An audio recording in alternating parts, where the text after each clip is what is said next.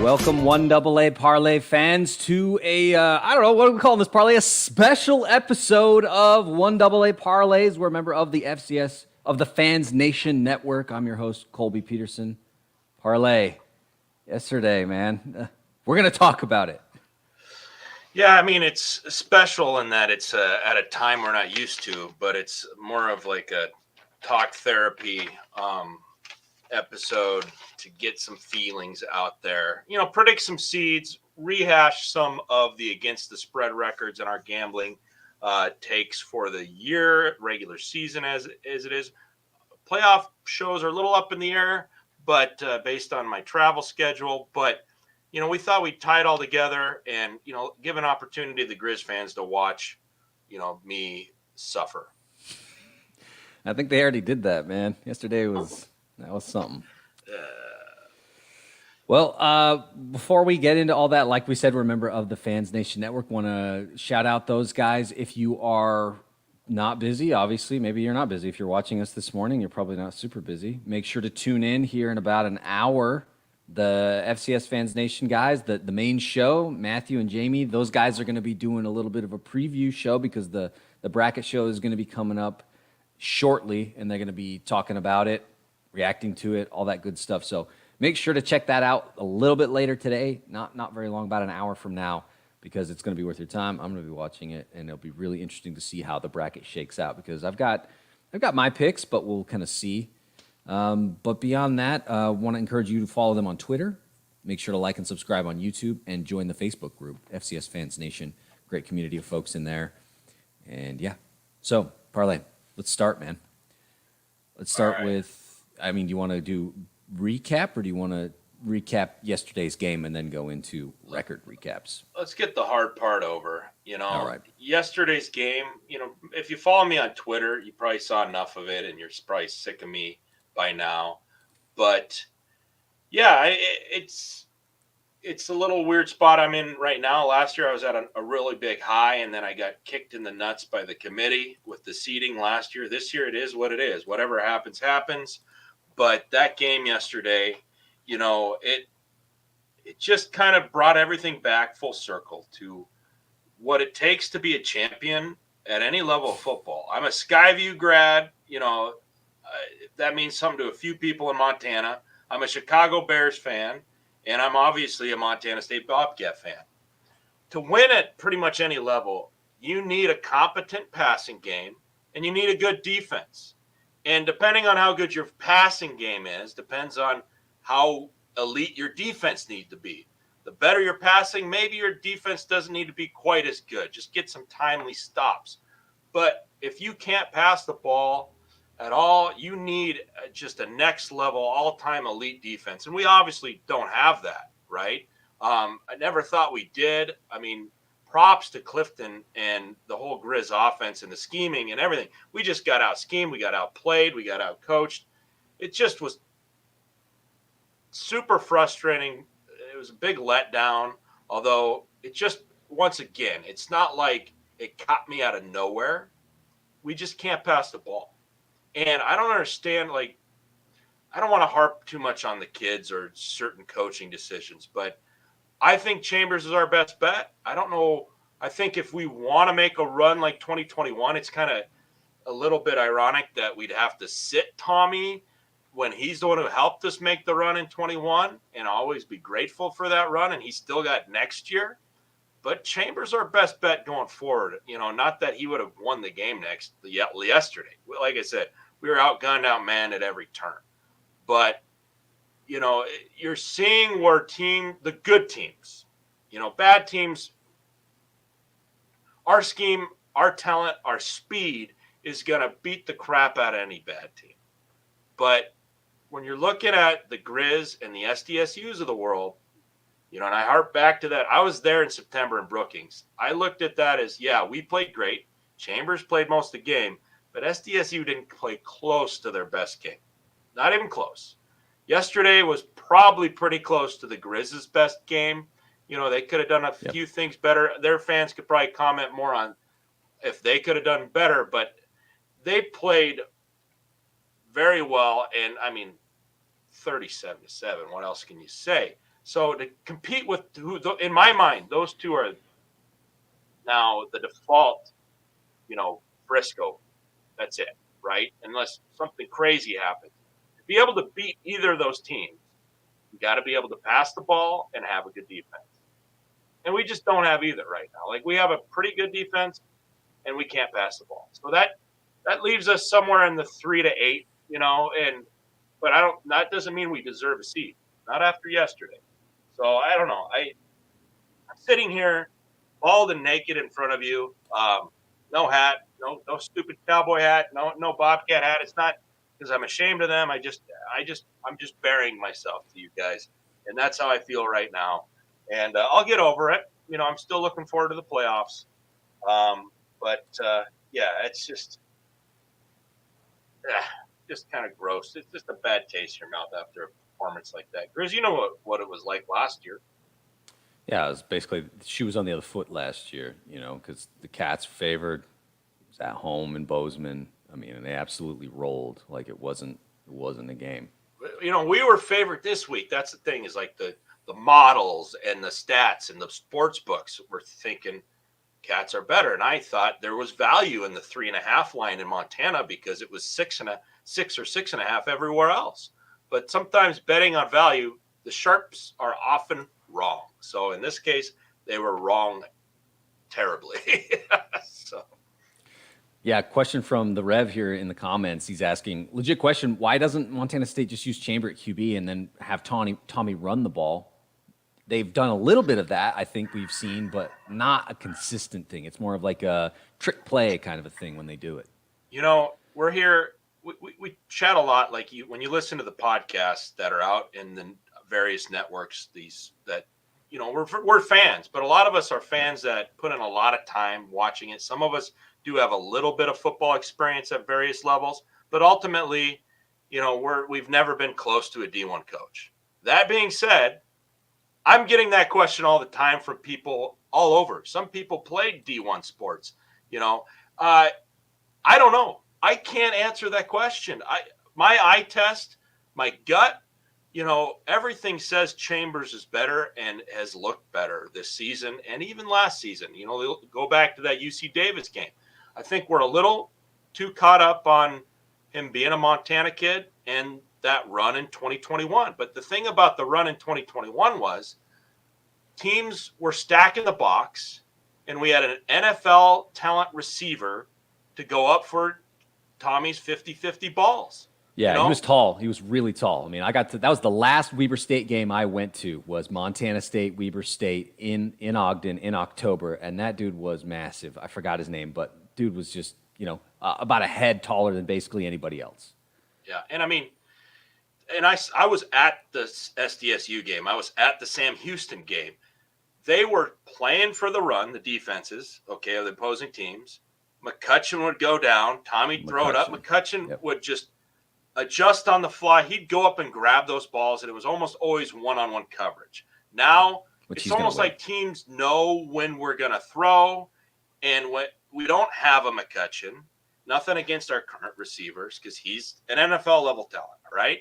Okay, and when there's more double coverages now, there's better scheming against Tommy's passing, and it just has kind of shown who he is. He's an all-time great running quarterback, but Chambers is better all around. I'm sorry, he just is. And I don't know why they don't go with Chambers. So I don't know. Yeah, and one of the things that I like to talk about with the 21 run with Tommy was the fact that I think some of the success was due to the fact that there's no tape on this kid, so they can't necessarily scheme for him. You know, he comes in the playoffs, does a phenomenal job when the lights are bright, but there wasn't a great way for teams to prepare for him. And so he's out there playing his best game because they're not necessarily flat-footed, but they don't know the nuances of all his game yet.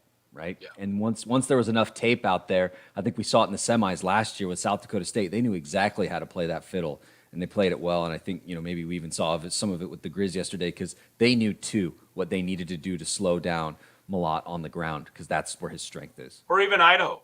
We don't have to go even back to the semifinal last year. Look at Idaho and how they played us and schemed us, and the Grizz had more dudes on defense to properly work out those schemes. Because there were times, where we were opening up holes as big as pickup trucks, just like the Brawl last year. But the Grizz this year had dudes making tackles, solo tackles. It was kind of interesting. The game got out of control in the second half, but that first half, Bobcats would move the ball from the 20 to the 20, but they couldn't capitalize. They had holes, but guys were making great plays. Defenders were making tackles, had closing speed to chase them down. Bobcat defense seemed like they were closing in, like 2-3 guys on the ball carriers couldn't make tackles, make tackles. Yeah. And then, the rest is history. They just, and you got a guy like Clifton, like McDowell, he's running and making good throws. His arm it's a little different how he throws that ball, but it was working. And it just was a much better looking offense than we have. It just is. So I don't know if that Grizz offense will translate to the Jackrabbits, but I don't see them not getting to Frisco. It's laid out in front of them. So I don't know. Can we move on? We can at your leisure.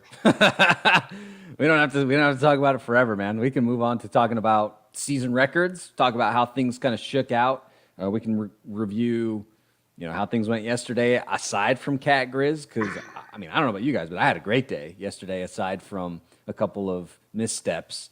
Thanks a lot, Harvard. But overall it was a pretty good day. Which direction you want to go, Parlay?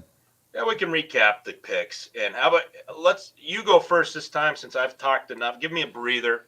Let me breathe a little bit, and then I'll get back into the old gambling mode and help do what I do best for you guys, and that's make you some money. All right. So for me, my first pick yesterday was UAlbany at minus 5.5. Easy money. UAlbany absolutely smashed Monmouth, who after the previous week, I was not high on them because I had taken Monmouth in the previous week thinking that they can be competitive, and then New Hampshire just absolutely demoed them. And it was like, oh, okay, that's who Monmouth is. Now they're going to face a UAlbany team that's better than that. Yeah, I'll take minus 5.5. And they blew them out. I think, I got to go check. I think they shut them out. It was like 38-0 or something. So it wasn't close. The Danes, I think, will be a seeded team, and we'll talk about that maybe here in a second. But UAlbany absolutely rolled. That'll be a fun team to watch, I think. I think they're a quarterfinal team, probably, right? That's probably a fair bet. It wasn't in question yesterday, so easy money with the Danes, and I'll have to kind of watch them and watch the matchups going into the playoffs because the Danes have been good for money this year because they've kind of flown under the radar. I don't think a lot of analysts expected them to be as good as they've been, and they've been consistently pretty good. It hasn't been like up and down with some teams where they had a good couple of weeks and then they fall off a cliff. I think about Western Carolina, where super high on them in the beginning of the season, and then they just have really taken a tumble. And I think injury has to do with part of that, but that hasn't been the case with the Danes. So made it minus 5.5 yesterday, easy money. Then followed that up with Campbell minus 2.5 against a struggling North Carolina A&T team. Once again, fairly easy money.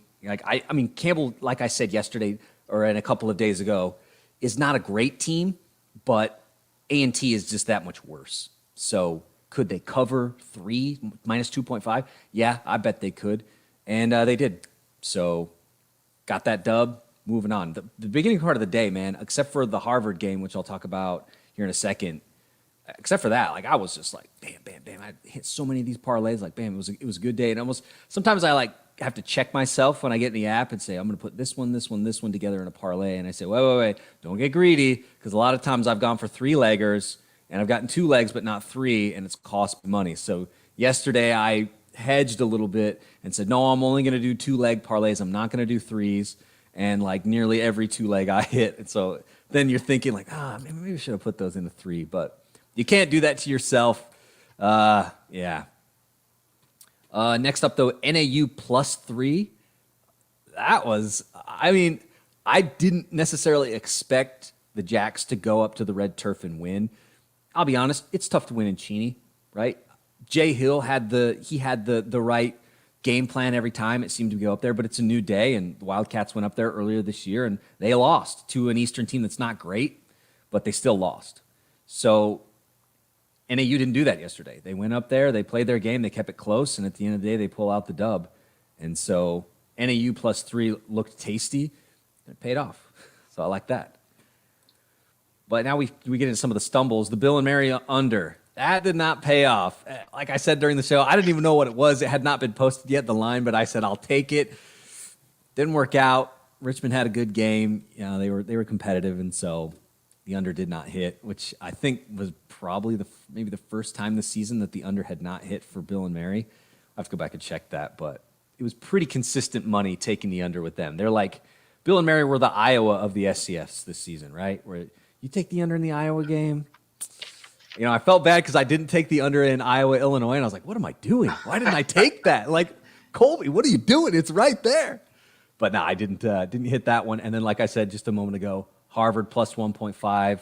I thought that maybe they would get some revenge in the game, that maybe they had what it took to beat a good Yale team who was sitting there in second place in the Ivy, right? It was sitting there, I think they were just one loss behind Harvard. And so now that didn't happen. Yale handled, I would say Yale was in control pretty much the whole game. I started the day watching that game because it was on fairly early, and it never seemed like Yale was, it didn't feel like they were worried ever. And they ended up winning the game comfortably. So didn't hit that one, ruined my first parlay of the day. And then my final pick, UM +6.5. We've talked about that. It is what it is. And actually, yeah, I couldn't throw that one out there. You had it, and I didn't want to take credit for it. But I bet UM +6.5 here where I live because they're at home. I mean, if you look, for a while there was kind of a narrative that the brawl home field didn't matter. Look at the last 5 years.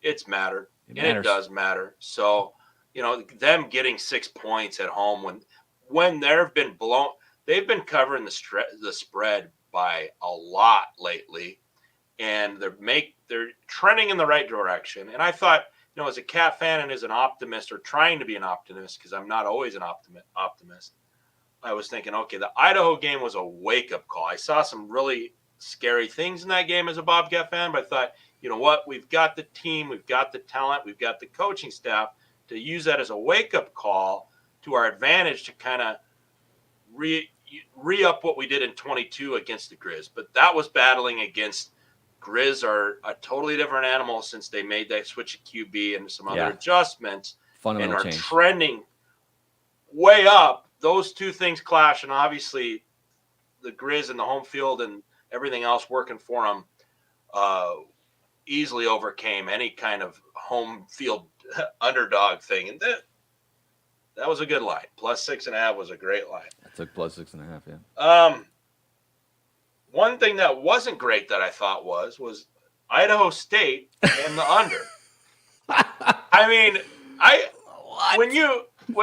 when you bet an under in a game, and I may or may not have learned some things and thought it was a better bet, but they had a backup QB starting, so when you see him trot out, you're like, ooh, now I really like the under, Yeah. And Idaho State did not look good the previous week against Davis. It was a struggle for them, so it looked like, okay, this looks – I took the under as well in this game. And it's like in Idaho, they're just going to kind of want to control clock and grind out a nice little 31-10 victory. 61, that's a lot of points. Well, not only is that the bad call, but Idaho nearly goes over by themselves. They did go over by themselves in the game, but they nearly went over by themselves in the first half. Yeah. It was, and then I see Eck is in some Twitter replies commenting about stuff. He was calling double passes, oh boy, that was, and so, real quick, we'll get into the CD. Never mind.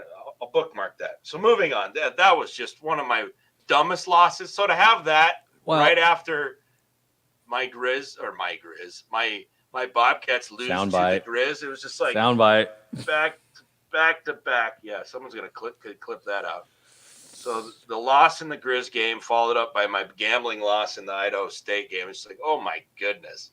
Anyway, I was going to say with Idaho State, what we saw on the outside made sense, right? Like it made sense to me. Like I said, I bet that under as well. And I think the difference there was, well, two things. Number one, the Idaho State defense was absolutely garbage. They literally could not stop the deep ball. And so Idaho just kept throwing it deep, and they just kept getting burned time and time again. Couple that with the fact that I think Hayes played most of the first half. Dude was throwing a pick. I think he had like 4 picks in the game, right? And so it's just like they're turning the ball over constantly. There was a time where they ended up getting a fumble or something, and then immediately threw a pick the next play. So it's like they couldn't win for losing. And the first drive, they got 2 4th-down conversions. And so a lot of coaches would have kicked the field goal on one of them, or maybe punted, or thought about whatever. And then in the first quarter, they had a double pass that led to a 60-yard play, and the next play was a touchdown, and then a punt return. So it's like, well, even if it was the right call on the under, that it's not going to happen when that happens. All of those things happen in the first quarter. And Garrett's exactly right.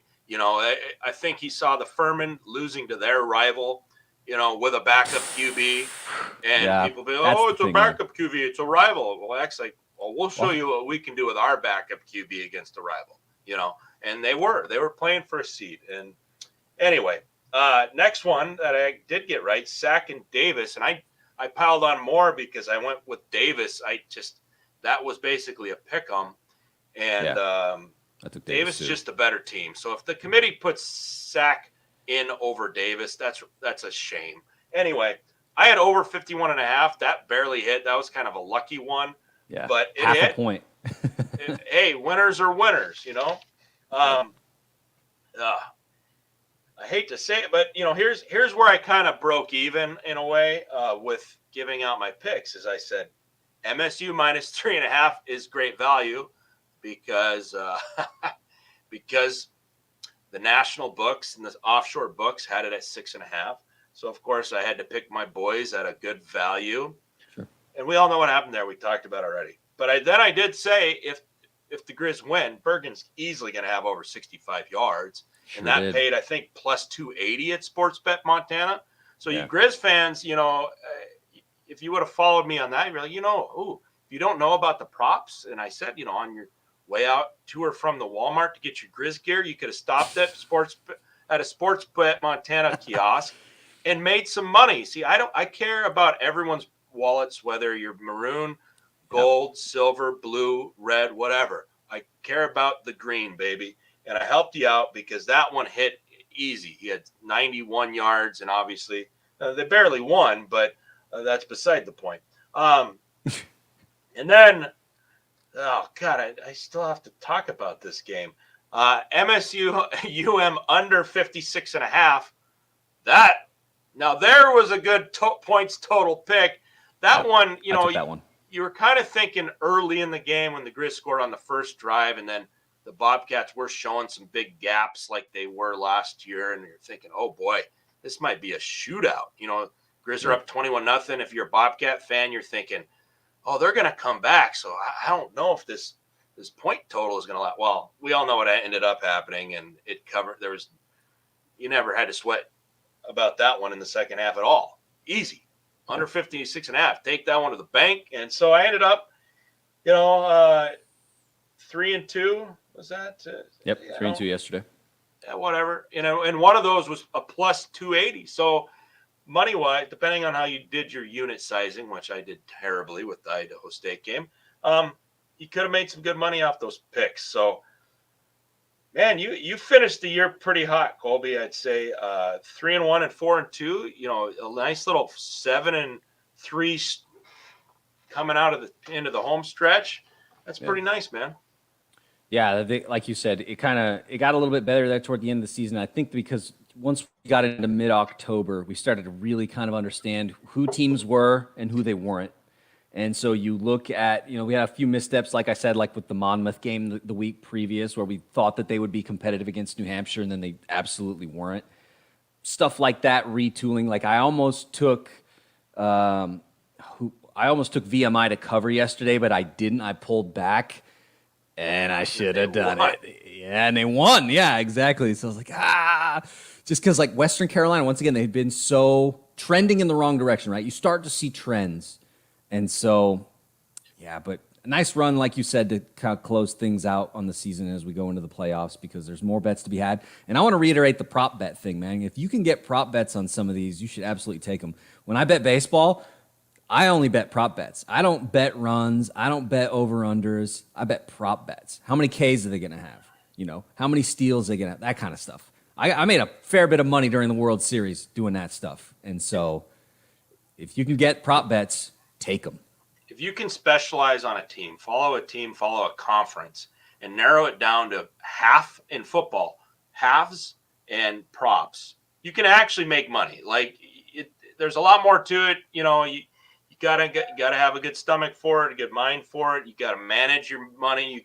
You can't be like me. I'm like the world's worst blackjack player / sports bettor. I've got like a 78% FCS record, and I'm basically breaking even because I put my biggest bets are the losers. It's like blackjack. If you win 5 hands in a row and then put it all on the next one and you lose, then it's they don't care what your record is. It's just how much money you got at the end of the day. But yeah, props are where you can have an advantage against the books, because if you know what's going on and you got some info or you follow it, it's Sportsbet Montana or even the Vegas people, they can't keep up with all that. So there are some edges for us average dudes to make some money on prop bets. So, let's Marte in the World Series to get a hit and steal a base, money every time, baby. So let's see here. We could get into, should we go into I hate to leave out the Valley and the CAA and some of those other conferences, but we're Big Sky dudes, and I think a lot of our fans are Big Sky dudes. And if you follow me on Twitter, I do the weekly against the spread record, and I know some of you guys like following that. Should we kind of put a cap on who led against the spread for this year in the regular season? Yeah, what do you got? All right, so I'm just looking at some final numbers here because the Portland State, Northern Colorado, those poor bastards, they almost pulled off their only win. Portland State pulled it out in the end, but they didn't cover the spread. So that leaves us. Our against the spread champion in the Big Sky is Idaho. Okay, right. 8-2 against the spread. 8-2, pretty solid. All right, then we have a two-way tie. And it's interesting because these teams were kind of tied to each other now, and we're at 1 point. But we have NAU and the Montana Grizzlies are both 6-4. Okay, 6-4 against the spread.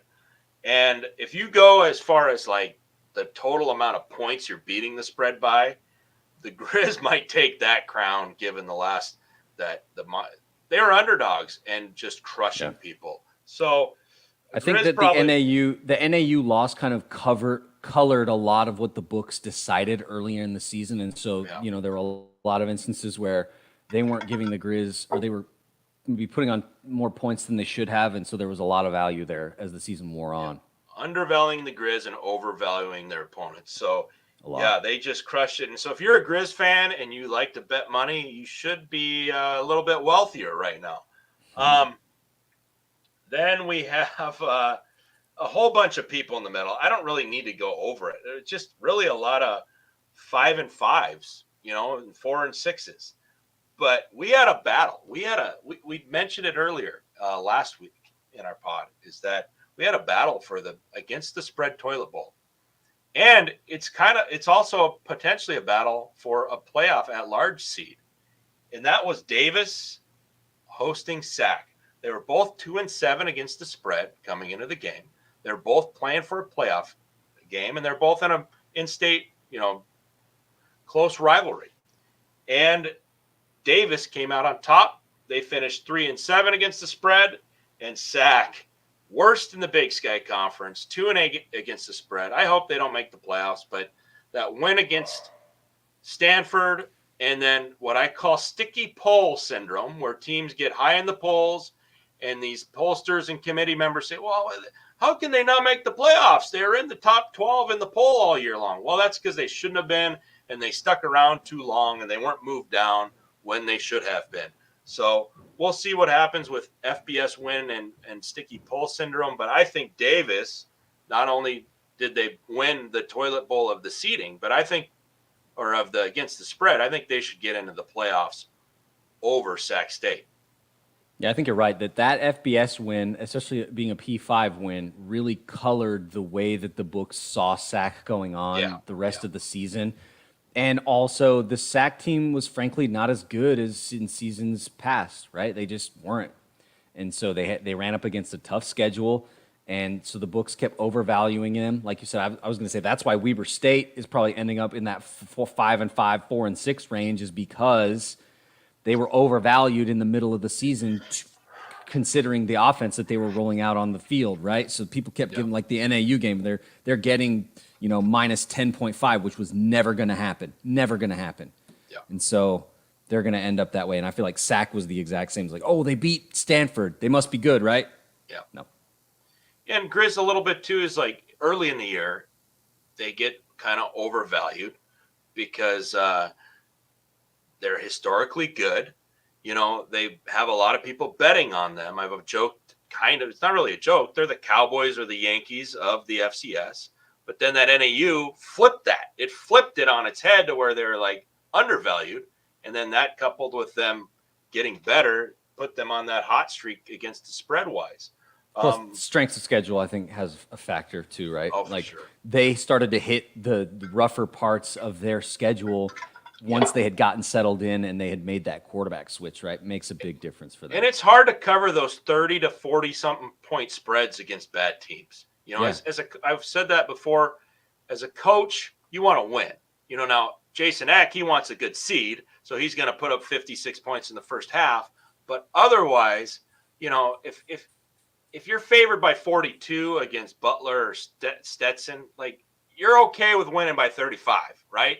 Right. You're just fine. Coaches will let off the gas, right? Yeah. And then, they're not going to cover.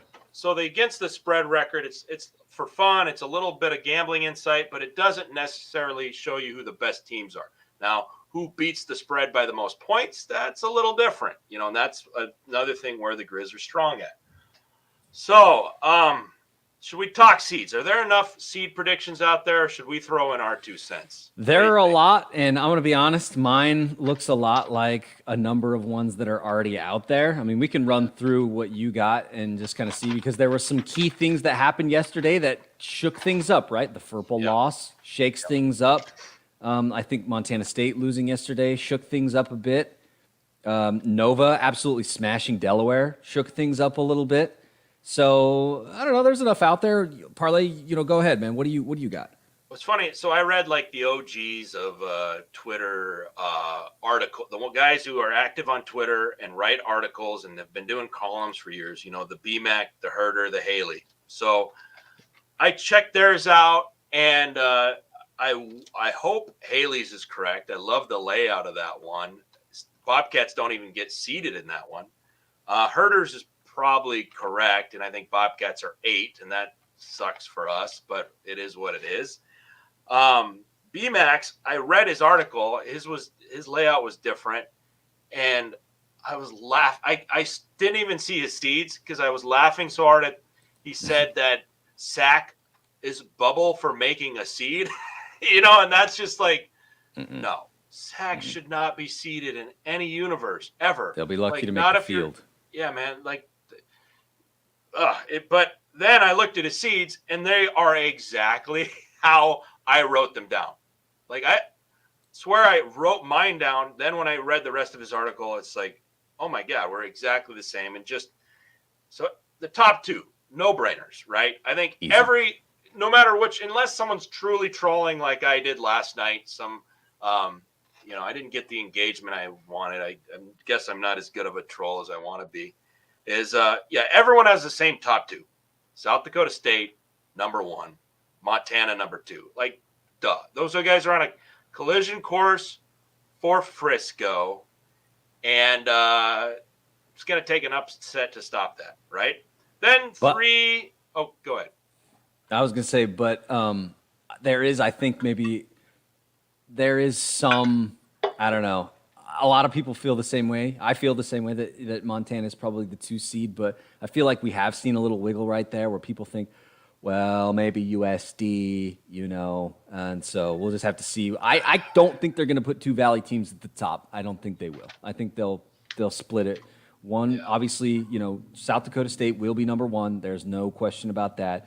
2, I think they'll go with the Big Sky. They'll go with the Big Sky champion in Montana, especially the way that they won yesterday. And this is where I start. So this is my list, but then I also am thinking a little bit, trying to get in the head of the committee. But you're right there. Like last year, they put Sac at 2 because they put the Big Sky co-champion at 2 who beat an FBS team. And so maybe now they're thinking, well, maybe this Big Sky isn't cut out, doesn't deserve a 2. So maybe that leads. But the Griz actually beat everyone good in the Big Sky this year, unlike Sac last year. Sac didn't play all the good teams last year and didn't prove themselves. The Griz proved themselves this year. They beat everyone good, and they ended the season on a high note. So if they're not 2, I'll be right there in the trenches with you as a Griz fans, as a fellow Big Sky fan, saying this is absolutely absurd. So number 3, that's South Dakota. To me, they got just annihilated by South Dakota State at home, which is a little bit of a when you're comparing that to other like the Bobcats or Southern Illinois. But hey, Bobcats lost 2 other games, so that argument's now irrelevant. South Dakota played pretty much every good team in the Valley and beat them all except for South Dakota State. So they're 3. They are 3. Okay. This is when things start to get a little interesting. So Furman and Idaho, right? Back to the backup QB and the rivalry. You have Idaho in your list? I have Idaho as 4. I'm just trolling you, man. Because you forgot to add them yesterday. Yeah, my troll list, I totally forgot them. That was funny. The troll list, I was trying to troll the Griz fans by putting Griz at 4. And really what I did is I trolled Idaho fans more because I forgot to even put them on my list at all. Anyway, I thought it was an obvious troll list. Some people didn't understand it, apparently. Anyway, I have Idaho at 4 because I think they deserve it.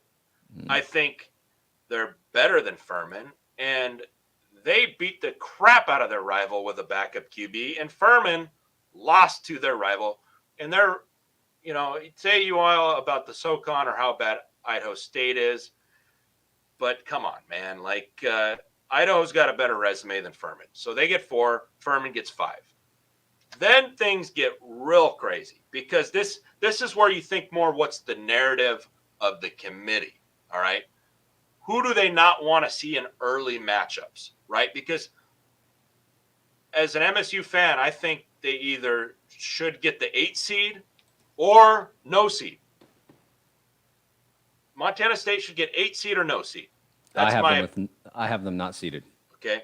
But looking at the rest of it, I don't think the CAA should get 2 teams as seeded. I don't. I'm sorry. They're not. No. Let's stop right now. Okay. Albany looks good, but they beat the crap out of Nova, right? Nova, 31-10, yep. Smacked them. Richmond hasn't played either team, right? So why do they deserve to get in? And Albany, hey, let's see a CAA team not named JMU do something like win a quarterfinal game. Like, no, we're not putting 2 CAA teams in the seed in the bracket. So no, I'm not a Montana State homer. I think they should be 8 or not seeded. I think so, but they deserve it more than Nova.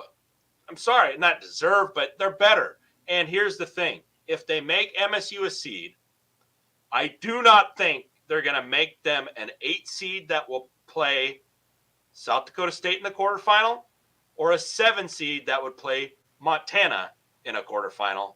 So I think if Montana State is a seed, and that's to me is a big if right now, they get the 6. And do they deserve it? No, they don't. Montana State does not deserve a seed. They don't. But if they get a seed, they'll get the 6, because then that makes the bracket more interesting and, doesn't force South Dakota State to play a team that they almost lost to in the quarterfinal or play the Grizz right away. And that leaves NDSU at 7. Okay. And again, they deserve a seed, in my opinion, over Montana State, just purely on the last few games of the season. NDSU is beating teams. They're beating them by a lot. MSU is like limping across the finish line. We've beat one team with a winning record. That's Sac State, who I think shouldn't even make the playoffs. So that, in my mind, Montana State is 0-3 against playoff teams. So they don't deserve a seed. Again, I'll say that more and more times. But if they get one, it's 6. NDSU at 7. So that would match. Them at Montana for the quarterfinal. That'd be interesting. Very. And then finally, rounding it out, could be a fun one, but they're just going to be lambs led to slaughter. In the quarterfinal is Albany at number 8. Albany at number 8. And I don't even care about bubble seeds because, like I said, CAA doesn't deserve to. But if the Bobcats get dropped, it's not like they deserve a seed. All right. So that's what I would pick. And, I don't necessarily think Montana State should be 6 above NDSU or Albany, or I just think that they lay things out because of matchups, right? They did it last year. Especially down the bracket, like you just said. Down the bracket, yeah. They did it last year, and that's, when they put South Dakota State at 1 and North Dakota State at 3 and Montana State at 4. They did it last year. They put the top kind of teams that competed against each other well. They put them on opposite side. They're trying to avoid certain conflicts early. What I would love to see. I would have liked that. I would have liked to have, that same treatment for the Weber State Wildcats last season. Because going to Bozeman in the second round wasn't my favorite, man. I'll be honest. That wasn't the matchup that I wanted. And, so that's the thing. That kind of sets the precedent right there, Weber, last year, of Montana State not getting a seed.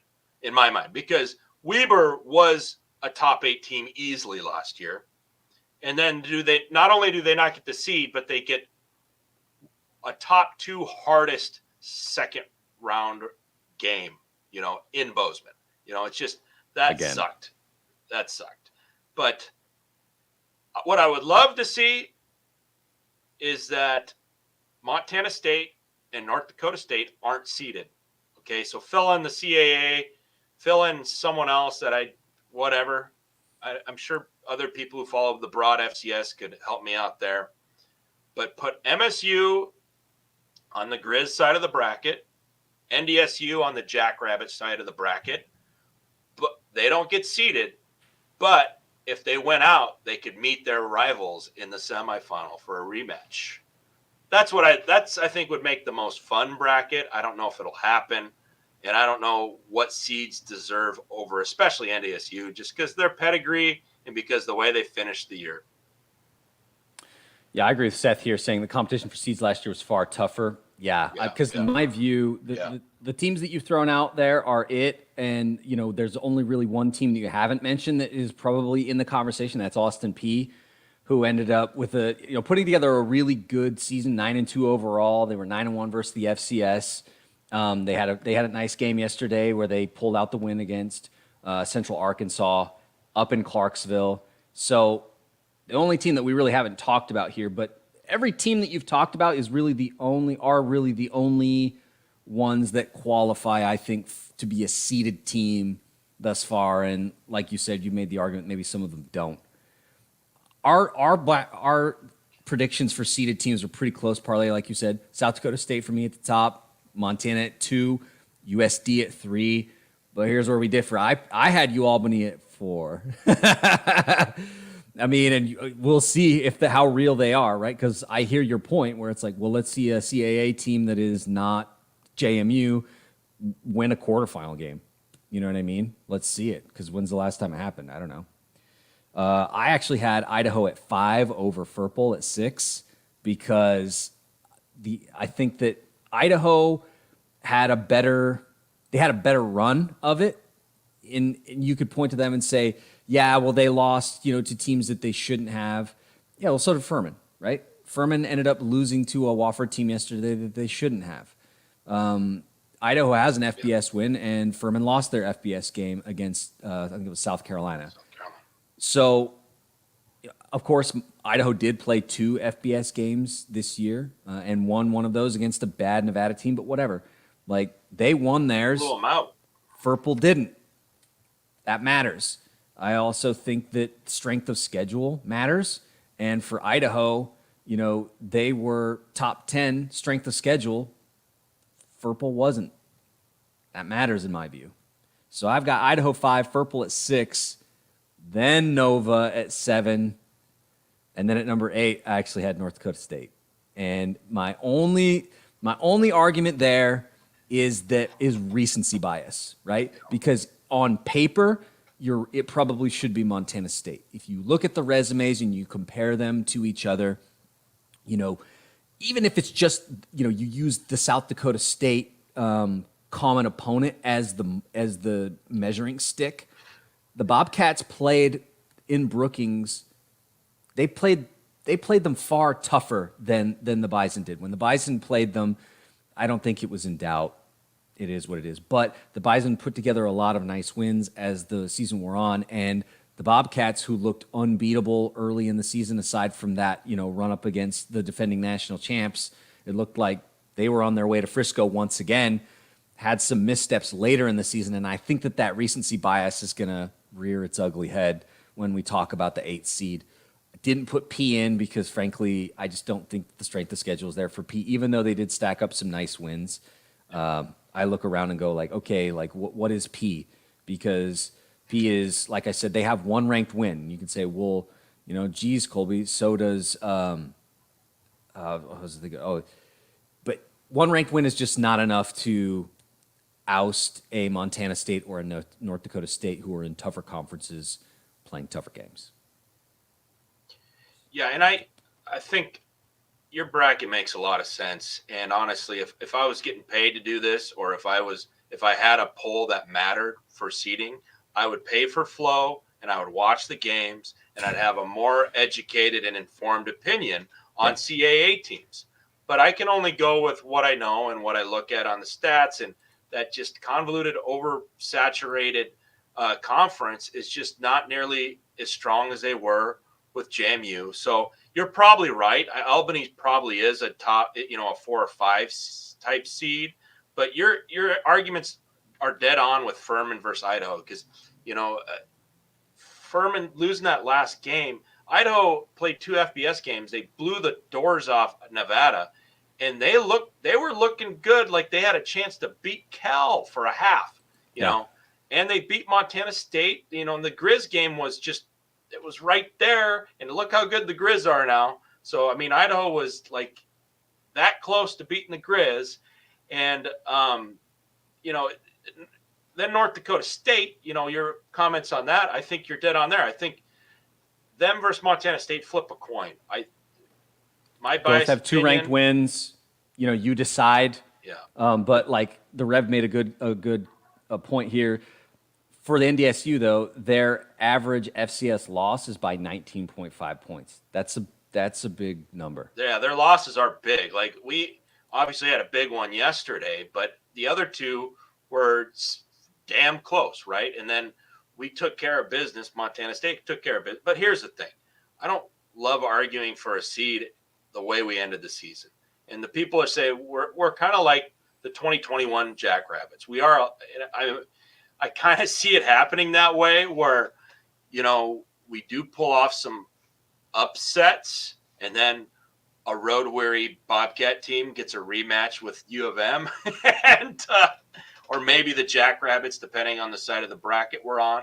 And then maybe we keep things close in the first half, and then boom, second half, bye-bye. But, hey, we'll see what happens. That's the great thing about being FCS fans is anything can happen, right? We got 24, well, not 24 teams that have a shot of winning it, but we have more than just one or two teams that can make the championship. That's what's awesome about this level of football. Yep. We gotta wrap up because the guys are getting ready to do their next show. So make sure you stick around to check out the main show where the guys are going to talk about the bracket as kind of comes out. They're going to give their takes, much more educated takes. Jamie and Matthew probably have better takes than us, guys. That's not a secret. Yeah. So appreciate all you guys for hanging out with us this morning. Like I said, stick around for the next one. Parlay. We'll see how it looks for the playoffs and what we can do. But like we always say, as you get ready for these playoffs, bet the best, man, and just forget the rest, all right? We'll see you guys in the playoffs.